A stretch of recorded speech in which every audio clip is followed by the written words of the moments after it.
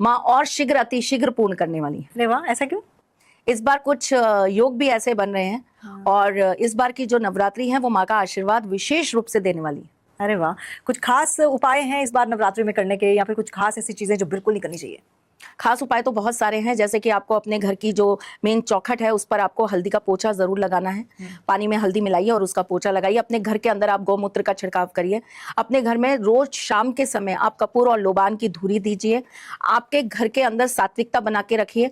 नवरात्रों में लड़ाई झगड़े बिल्कुल नहीं करने हैं, एक दूसरे से किसी भी बात को लेकर मनमुटाव नहीं करना है। नवरात्रि के 9 दिन रोना धोना घर में बिल्कुल मत मचाइएगा। अगर कोई दिक्कत कोई परेशानी आ जाती है तो ये मानिए कि माँ का ही कोई संकेत है और हमें माँ के ऊपर ही इसको छोड़ देना चाहिए। छोटी छोटी बातों को लेकर अपना मन मत दुखाइए, क्योंकि कहीं ना कहीं जब आप व्रत रखते हैं तो ईश्वर आपके समीप होते हैं, आपके साथ होते हैं, आपके अंदर होते हैं। तो ये मान के चलिए कि अगर आप साथ साथ ही चल रहे हैं। सात्विकता का ध्यान रखें। लहसुन प्याज जो नहीं खाते उनके लिए बहुत अच्छी बात है, लेकिन जो लोग खाते हैं उनको मैं यही कहूंगी कि थोड़ा अवॉइड करें तो अच्छा रहेगा। मांस मदिरा बिल्कुल भी नहीं चलेगी नवरात्रों में। और प्रेम से रहिए और सबको प्रेम से ही अपने साथ जोड़े रहिए। स्त्री का सम्मान करिए। घर की बाहर की हर स्त्री के अंदर एक नारी शक्ति है और शक्ति के अंदर स्वयं साक्षात महामाई है। कौन सी ऐसी चीज है जो माता को सबसे प्रिय है, जो इन 9 दिनों में अगर आप कर लेते हैं तो माता आपकी हर मुराद, जैसे कि आपने कहा, जल्दी पूरी करेगी, तो और भी तेज रफ्तार से पूरी करती नजर आएंगी? माँ के आप किसी भी मंत्र का जाप करिए। माँ के आप सिद्ध कुंजिका स्तोत्र का पाठ करिए। माँ ये नवरात्रे जो हैं इसके अंदर रामायण पाठ करने का भी बहुत विशेष महत्व माना गया है। तो अगर आप 9 के 9 दिन के अंदर आप रामायण रोजाना पढ़ते हैं और 9 दिन में उस रामायण को आप जो है पूर्ण कर लेते हैं तो इससे भी आपके ऊपर माँ का आशीर्वाद बना रहता है। रोज हनुमान चालीसा करने मात्र से भी माँ प्रसन्न होती हैं। अरे वाह। तो आप इन 9 दिनों में हनुमान जी का भी स्मरण कर सकते हैं, उनका भी आप नाम जाप कर सकते हैं। माँ के मंदिर में जाकर आप उन्हें 16 श्रृंगार जरूर चढ़ाएं और माँ के मंदिर में आप रोज भोग जरूर चढ़ाएं। और बड़ी लंबी जो मनोकामना पूर्ण नहीं हो रही तो क्या चढ़ाना चाहिए माँ? भोजपत्र पर अपनी मनोकामना लिखकर शहद की डिब्बी के अंदर डाल के माँ को भेंट कराएं। किसी भी नवरात्र में? किसी भी नवरात्र। अब जल्दी जल्दी से मुझे 9 देवियों के महत्व के बारे में बता दें। देखिए 9 देवियां अलग अलग तरह से आपके जीवन के अंदर अपनी महत्वता दे रही होती हैं, लेकिन मेरा ऐसा मानना है कि 9 देवियों का 9 ही स्वरूप आपके जीवन की हर एक चीज के साथ जुड़ा होता है। तो माँ आपको बल भी दे रही होती है, प्रेम भी दे रही होती है, शक्ति भी दे रही होती है, विद्या भी दे रही होती है, संस्कार भी दे रही होती है। माँ आपको कहीं ना कहीं धन भी प्रदान करने वाली होती है, सिद्धि भी प्रदान करने वाली होती है और सबसे बड़ी बात, माँ आपको शक्ति प्रदान करने वाली होती है। और इन नवरात्रों में धन प्राप्ति का भी कुछ उपाय है?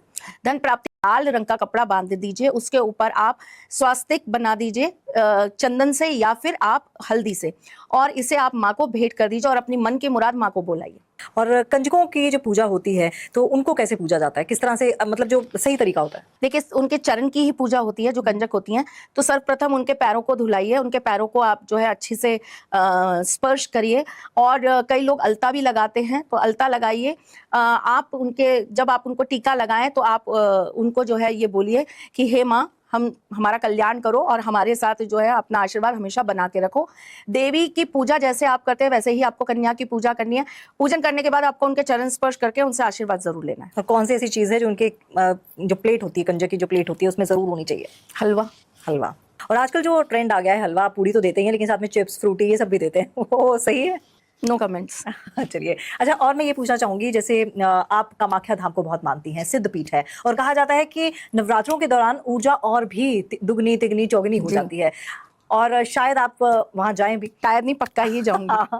क्या आप कुछ खास वहां पर करने वाली हैं, और जो लोग कामाख्या धाम जाना चाहते हैं उनके लिए? देखिए जो जाना चाहते हैं जाइए, आप अपने तरह से माँ के दर्शन करिए, क्योंकि वहाँ की पूजा जो है वो अपनी अलग अलग तरह की होती है और वो आपको अपने जिससे भी आपका संपर्क है उनके संपर्क में आप रहकर करवा सकते हैं। क्योंकि बहुत सारे लोग जानते हैं कि वहाँ पे कौलव तंत्र से पूजा होती है, और हम जैसे कह रहे हैं कि हम तो बिल्कुल एकदम फलाहारी पर आ जाते हैं। तो जो फलाहारी पर है और व्रत रख रहे हैं वो कौलव तंत्र को कैसे मैनेज करेंगे ये तो वही जाने और उनका बुद्धि और उनका स्वविवेक जाने। लेकिन बस मेरा इतना सा कहना है कि आप माँ को माँ मान के जाइए। और रही बात मेरी, मैं नवरात्रे क्या, ये तो आपको पता है तमन्ना जी, मैं तो हर महीने माँ के पास जाती हूँ और मुझे कोई बहाना नहीं चाहिए कि अब नवरात्रे है तो मैं कामाख्या जाऊंगी। अगले महीने नवरात्रे नहीं होंगे मैं तब भी जाऊंगी, उसके अगले महीने नहीं होंगे तब भी जाऊंगी। तो बस ये फर्क